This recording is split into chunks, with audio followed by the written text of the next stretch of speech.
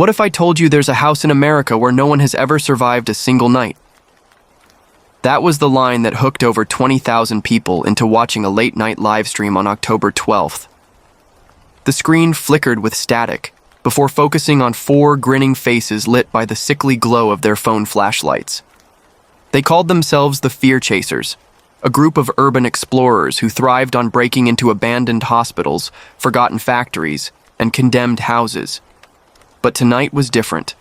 Tonight they had chosen a place that locals only whispered about: the Mercer House. According to legend, everyone who had entered Mercer House after sundown had disappeared. Police investigations always ended with the same conclusion: structurally unsafe, not suitable for entry. But people talked. They said the house was cursed, that its walls moved when no one was watching, that the doors closed themselves, and that the last man to spend the night inside had been found outside the next morning with his bones crushed flat, as if the house had swallowed him and spat him back out. None of that mattered to the Fear Chasers. In fact, it made the challenge irresistible. The stream began with Blake, the leader, holding up his phone to the cracked iron gates. Behind him loomed the mansion, a towering Victorian husk with broken shutters that looked like eyelids half-closed in sleep. The house gave off a strange hum, like wood straining against itself. "Ladies and gentlemen," Blake announced dramatically, "welcome to the one and only Mercer House. No one has ever survived a single night here, but tonight we're breaking the curse, Lev."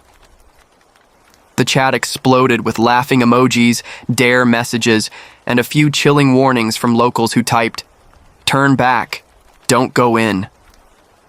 Beside Blake stood Marissa, the skeptic of the group.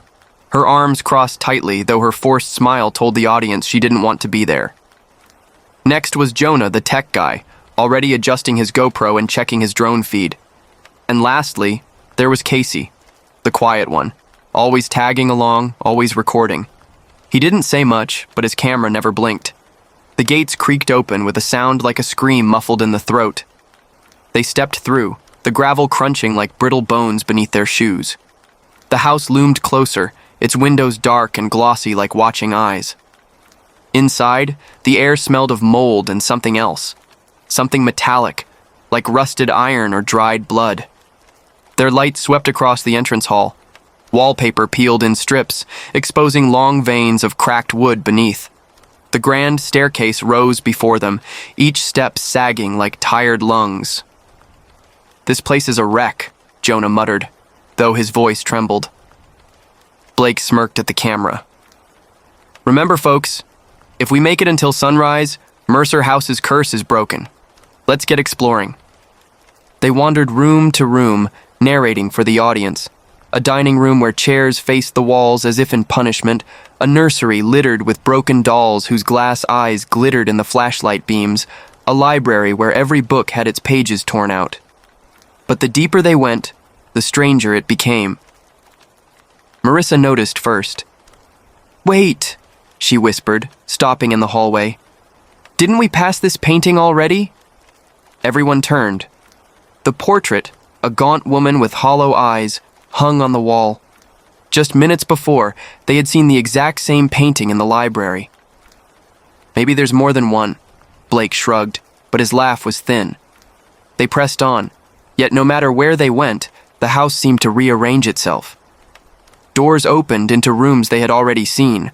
Hallways twisted back on themselves. A closet door, when opened, revealed not coats, but another hallway, lined with that same portrait. "Guys," Jonah said, his voice low, "I'm mapping the floor plan on my tablet and it doesn't make sense.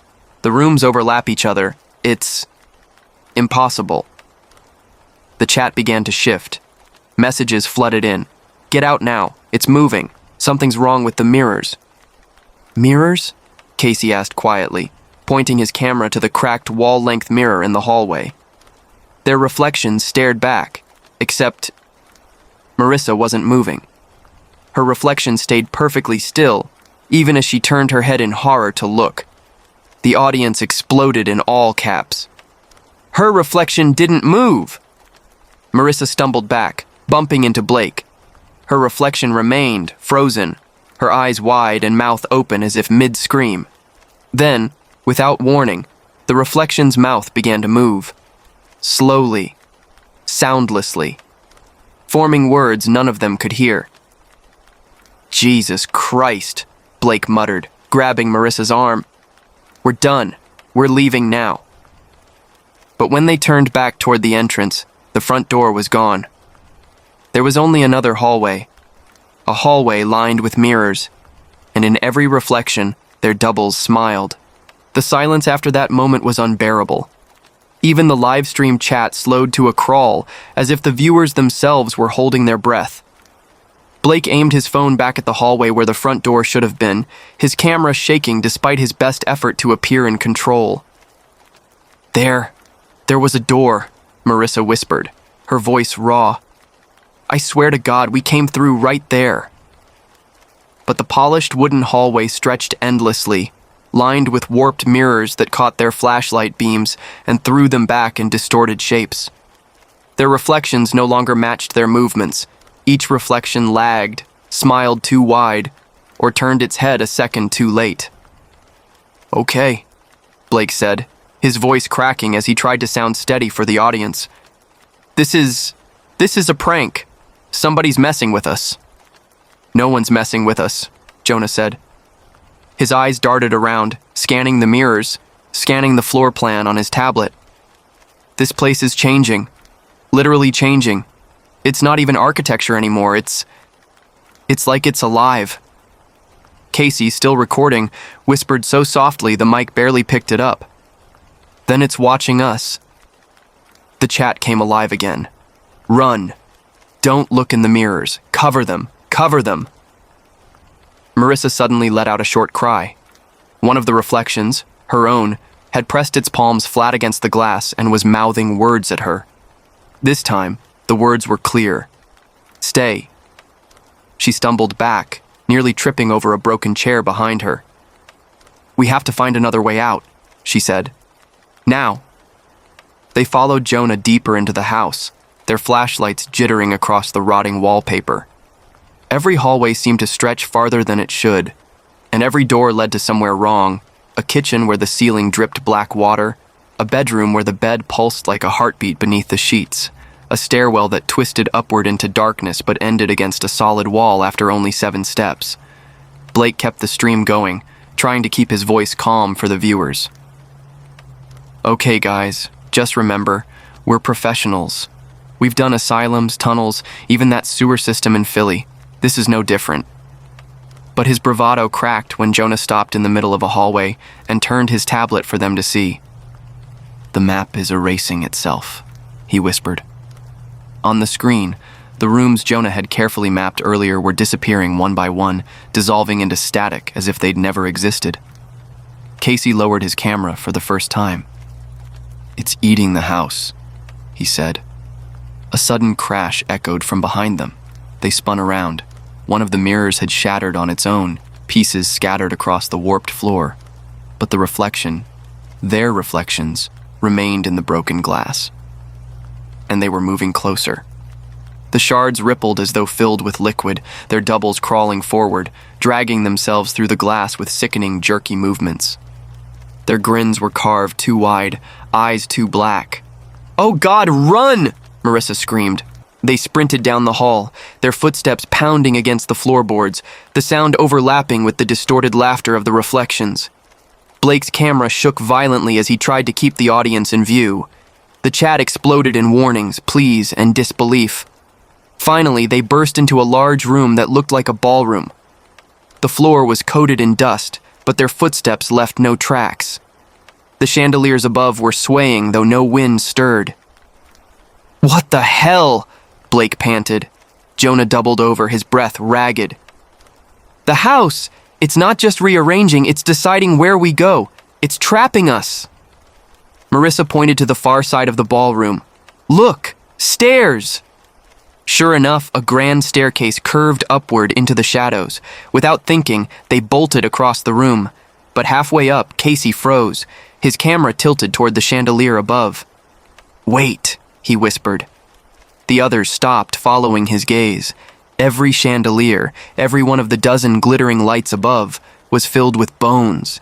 human bones, strung together like ornaments, jawbones clattering softly against ribs with each swing. The lights flickered once, twice, then every bulb went out. Darkness swallowed them whole, and in that suffocating black, something began to breathe.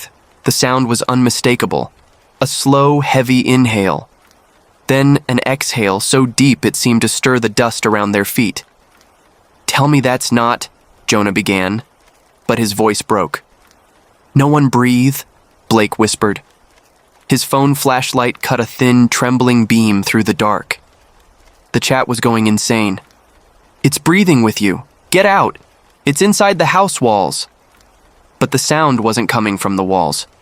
It was coming from everywhere. The floor beneath their shoes seemed to pulse with each inhale. The banister vibrated with the rhythm of a heartbeat. The house was alive and awake. Marissa clutched Blake's arm. "It doesn't want us to leave." As if responding, every chandelier snapped back to life at once.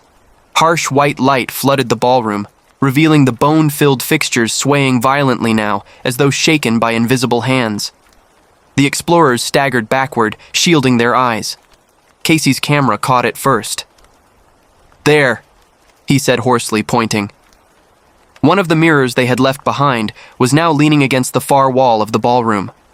None of them remembered carrying it in. But it was there, huge, cracked down the middle. And in its surface, their reflections were still running, still frozen in mid-flight, as if trapped in the hallway they'd just escaped. "Okay," Blake said, forcing calm. We just keep moving. Stairs. Now." They climbed quickly, the wood groaning under their weight. At the top of the staircase, the landing stretched into a corridor lined with closed doors. The wallpaper peeled in curling strips that revealed what looked less like plaster and more like skin. Jonah wiped sweat from his forehead. "I don't think we're supposed to choose," he said. But Blake shoved the nearest door open. Inside was a bedroom, except the bed was not a bed at all. The mattress rose and fell like lungs, fabric stretching as though something massive lived beneath it. With each rise, a muffled scream echoed from inside the padding. They slammed the door shut. The next room was worse. It looked like a nursery at first, until the dolls turned their heads in unison toward the explorers. Their glassy eyes were black pits, their mouths sewn shut with wire. The sound of tiny fingernails scratching wood filled the air, though the dolls hadn't moved. Marissa pressed her hand to her mouth to stop a scream. "It's showing us things. It's feeding on us." Casey lowered his camera for a moment, staring straight at her. "Not showing," he said. "Teaching." Before anyone could question him, a door at the end of the corridor creaked open on its own. Beyond it was not another room, but a staircase spiraling downward into blackness. Jonah shook his head. No way. We go back." "Back where?" Blake snapped. He pointed down the hall. The nursery door was now gone, replaced with smooth wall. The other bedroom door vanished too. Only the staircase remained. The livestream chat screamed with capital letters, "Don't go down there! It wants you to! Run!" But with no other option, they descended. The air grew colder with each step, until their breath came out in fog. The stairs ended in a vast cellar. Unlike the decayed house above, this place was pristine. The walls were smooth, black stone, wet to the touch, as if carved from something not meant to be touched. And in the center of the cellar stood a single chair, a rocking chair. It swayed slowly, back and forth, though no one sat in it. Casey raised his camera. His voice trembled, but there was something strange in it, almost awe. "It's waiting." Blake grabbed his shoulder. "Waiting for what?" Casey turned his head. His eyes caught the flashlight beam, gleaming too bright, too wet. "For one of us to sit." The rocking chair creaked louder, as though in agreement. And then, as if pulled by invisible hands, Marissa took one step forward. "Marissa, stop!" Blake shouted, grabbing her arm before she could step closer to the rocking chair. Her face was pale, eyes glassy, as though she hadn't heard him. The chair rocked back and forth on its own, creaking in a rhythm that matched the slow inhale and exhale of the house itself. "Marissa, look at me." Blake shook her. She blinked rapidly, as if waking from a trance, and stumbled back into Jonah. I didn't mean to," she whispered. "Something pulled me." Casey's camera never wavered. He zoomed in on the chair, whispering almost reverently, "It's not pulling, it's calling." Jonah rounded on him. "What the hell is wrong with you? Put the camera down for once." But Casey didn't. His hands trembled, but he never stopped filming. His eyes glistened with something between fear and fascination. The chat was exploding. "She was going to sit. Don't let anyone sit in it."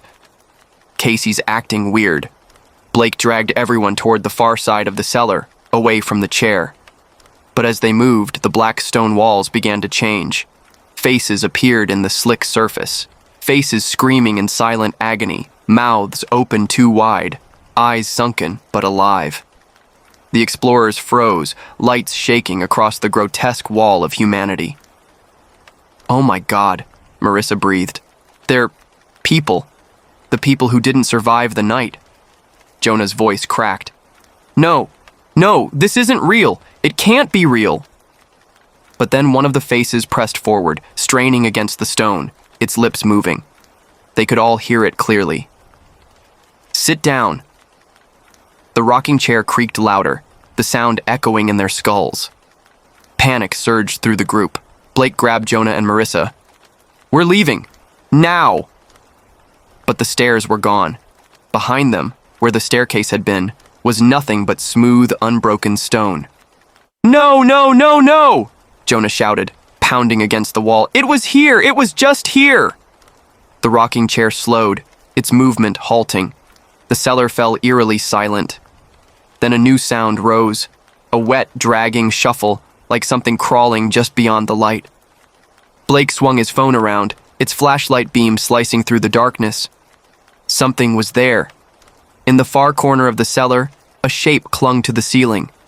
Its limbs were too long, bent at impossible angles, fingers like sharpened wood splintering from its hands. Its head jerked toward them, snapping in sharp motions as though its neck were broken. The chat went insane. "What is that? Run, run, run! Don't look at it!" Marissa screamed as the creature dropped to the floor with a sound like snapping branches. It didn't move toward them at first. It crawled to the rocking chair, curling its long limbs around it like a child hugging a toy. Slowly, it began to rock. Back and forth. Back and forth. Casey whispered into his camera, "It's feeding." Blake grabbed him, shaking hard. "Shut up! What the hell do you mean by that?" Casey's voice broke into a trembling laugh.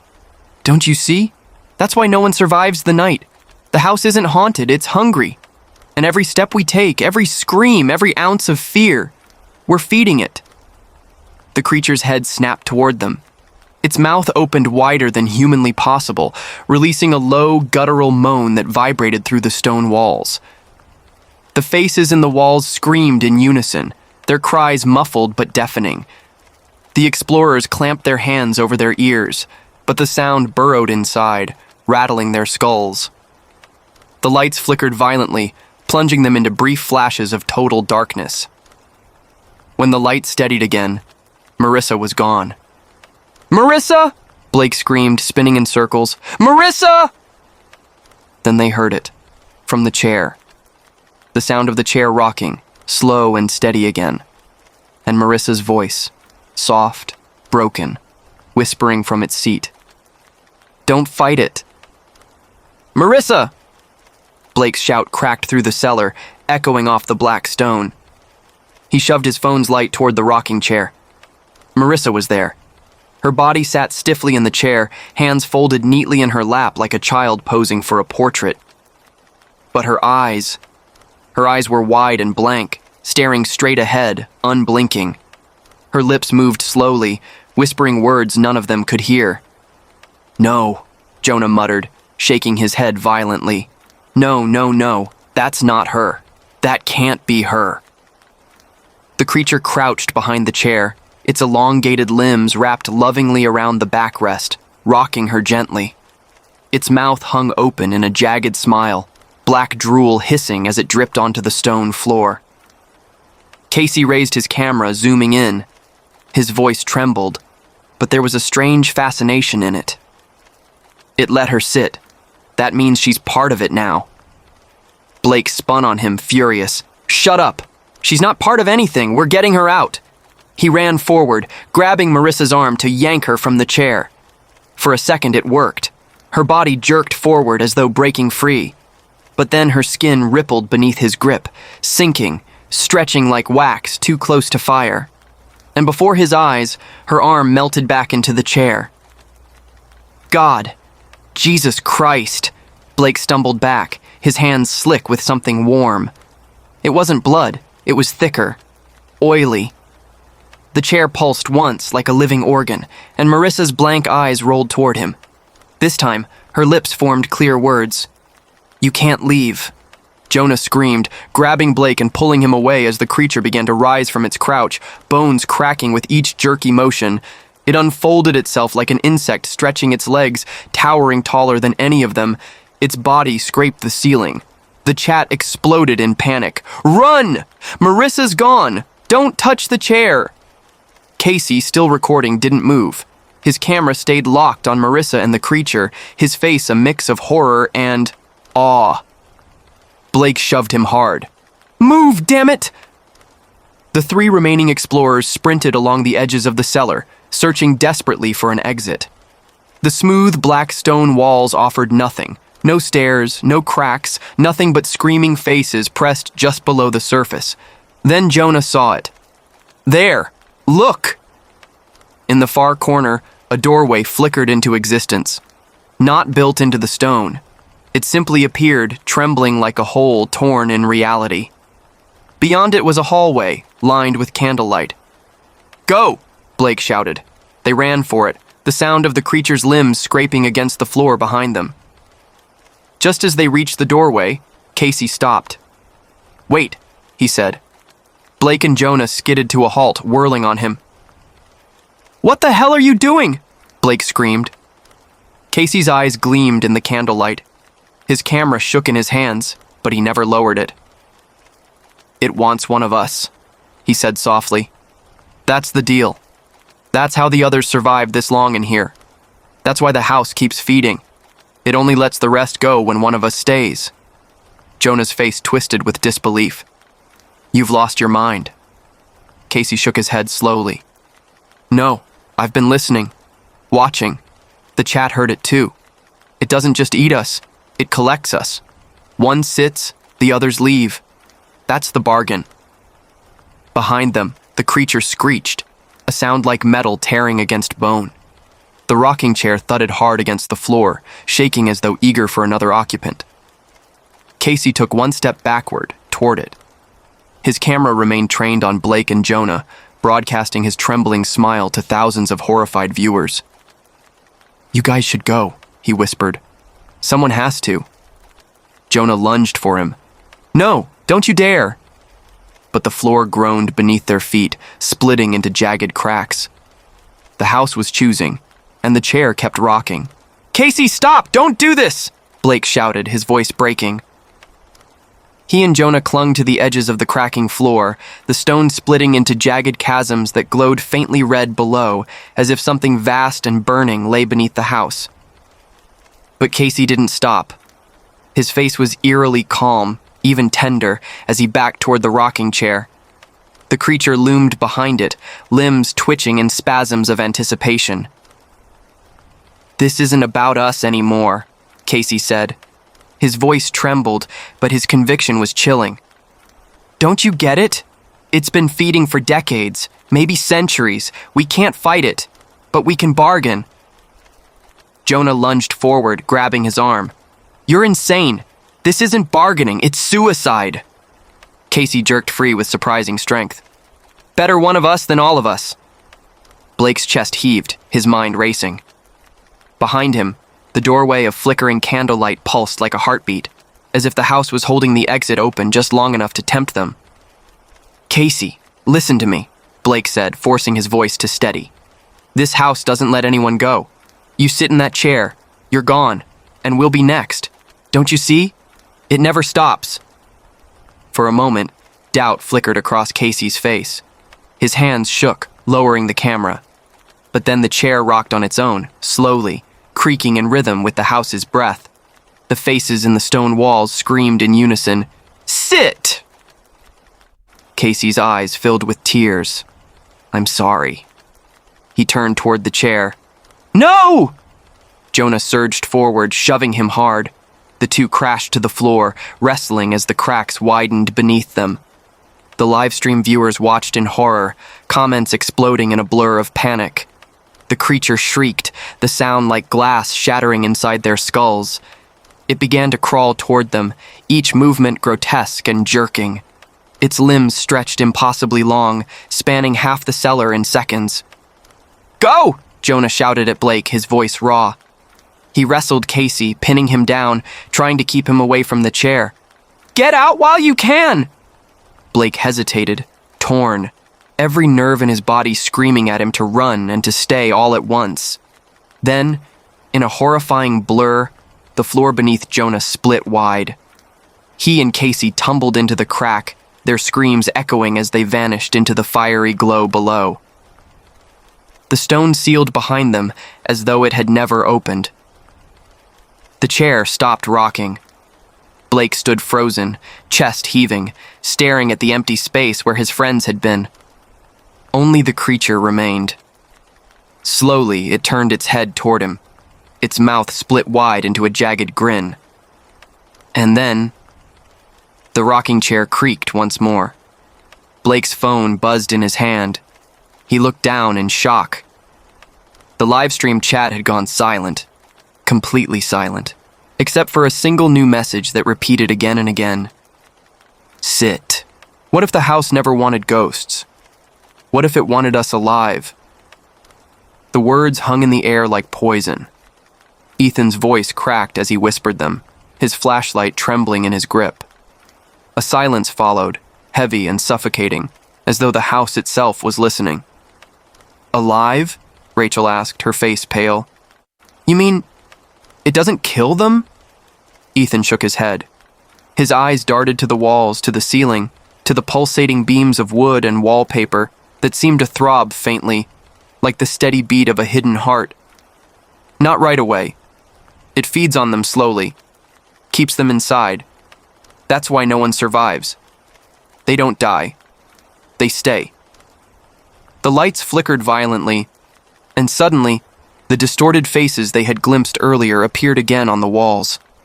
This time, they weren't illusions. They pressed forward, stretching the wallpaper like wet clay, mouths opening in silent screams. Some faces were twisted in agony, others frozen in despair. Their eyes, milky white, rolled toward the group as if begging for release. Rachel stumbled back, clutching Jason's arm. Oh my God, those are people. Actual people. And they're still alive, Ethan said grimly. His voice was low, almost reverent. The house keeps them breathing, but not living. It feeds off their fear, their suffering. That's why it rearranges. It traps them, moves them, keeps them from escaping. Jason's skin crawled as he pressed himself against the wall. He could feel the faint vibrations of breathing beneath the plaster, as if lungs were expanding and contracting inches from his fingertips. He yanked his hand away, gagging. Suddenly, a distorted voice reverberated through the hall. It wasn't quite human.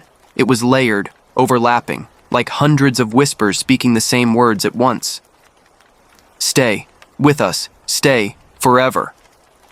The faces in the wall began pushing outwards, stretching further into the hallway, their fingers and hands forming beneath the peeling wallpaper.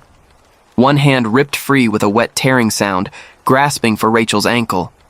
She screamed, kicking it away, but the skinless fingers only retracted, vanishing back into the wall. They're trying to pull us in, Jason said, his breathing ragged. We're next. Ethan spun around, his flashlight beam jittering. No, there has to be a way out. There's always... But then he froze. His light caught something painted across the far wall. At first, it looked like blood, smeared and dripping. But as they approached, they realized it wasn't fresh. It was old, darkened with time. Words had been scratched deep into the wood beneath the wallpaper, as though carved in desperation. "Do not sleep." The message repeated itself across the wall, scrawled by dozens of hands, over and over again. Rachel's voice trembled. "Do not sleep. What does that mean?" Before Ethan could answer, the hallway stretched again, violently. The floor buckled, and the group fell hard, sliding as the boards tilted downward like a chute. They tumbled into darkness, crashing into what felt like stone. Jason's flashlight cracked but stayed lit, revealing where they had landed. A basement. But it wasn't like any basement they had ever seen. The walls weren't stone or brick, they were flesh. The floor was slick, veined, pulsing with a low, steady rhythm. Massive tendrils, like roots, crawled along the ceiling, dripping with a thick black ooze. At the center of the room was a pulsating mound, something huge and alive, throbbing with every heartbeat of the house. The air was hot and damp, and it breathed. Rachel covered her mouth, choking. "Oh God, it's alive. The house is alive." Ethan nodded, his face pale, his eyes wide with terror, but also fascination. "It's not a house. It never was. It's a body, a living organism, and we're inside it." Jason staggered backward, bile rising in his throat. No, this can't be real." The mound in the center shifted suddenly. A slit opened across its surface, revealing a wet, glistening eye that rolled toward them. The pupils were dilated, hungry, ancient. The whispers began again, louder this time, coming from everywhere at once. "Do not sleep. Do not sleep. Or you will stay forever." Rachel grabbed Ethan's arm. "What does it mean? Why can't we sleep?" Ethan's face drained of color. "Because that's how it gets you. If you fall asleep, the house pulls you in. That's when it feeds." Jason's eyes widened in horror as the tendrils above began writhing, slowly lowering toward them. "Then we can't stop moving," Jason whispered. "We can't stop, or we'll never leave." The eye blinked. The floor beneath them began to ripple. And then, one of the tendrils lashed down, wrapping tightly around Rachel's wrist. She screamed as it began dragging her toward the pulsating mound. "Help me!" she shrieked. Jason and Ethan lunged forward, grabbing her arms, pulling with everything they had. But the tendril was impossibly strong, tightening, pulling her closer, inch by inch, toward the living heart of the house. The eye widened, focusing on her. And then, the whispering stopped. A silence fell, heavy and absolute. Rachel's voice broke. "Please, don't let it take me." The eye blinked once more, and the basement floor opened beneath them. The house had grown. That much was certain. What once had been a creaking Victorian structure in the middle of nowhere had now expanded into a labyrinth of impossible halls and staircases that bent sideways, twisting into Escher-like illusions. The group, what was left of them, was trapped deep inside its guts. Ethan led the way with the flickering camera light, his face pale with terror, but stubbornly determined. Madison clung to his arm, her breath quick and shallow. Behind them, only two others remained, Jess, trembling but holding a broken flashlight like a weapon, and Ryan, blood dripping from a long cut down his leg. Every hallway felt alive, breathing. They could hear it. The faint sound of lungs exhaling, walls expanding and contracting, wood moaning like muscle under strain. It's not a house," Jess whispered finally, her voice breaking. "We're inside something alive." No one argued. They reached a massive chamber that hadn't been there before. The ceiling soared into darkness, lined with what looked like wooden beams, but when Ethan angled the camera upward, the beams twitched. Tendons. Thick, ropey strands pulsing with blood. At the center of the room stood something grotesque. A door. Not wooden, but fleshy, its frame beating faintly like a heart. It dripped with dark, tarry ichor, and every few seconds it pulsed outward, as though inviting them in. Ryan gagged and staggered back. Nope, nope, I'm done. That's not a door. That's a goddamn mouth. Ethan steadied him. We've got no choice. Look around. Do you see any other way out? The group glanced behind them. The hallway they had come through was gone, sealed up by slick, fleshy walls that had grown over it like scar tissue. The house had closed the wound. We either go forward, Ethan said grimly, or we die here. They approached the pulsing door. The air around it was heavy, thick, smelling of rot and iron. Madison pressed her hands against her ears, muttering prayers under her breath, but the prayers seemed swallowed by the house. Suddenly, the door shuddered and split open down the middle, unveiling a passage lined with meat-like walls, veins glowing faintly red as if carrying molten blood. A warm gust of air washed over them, smelling disturbingly like breath. No. No way, Jess whispered.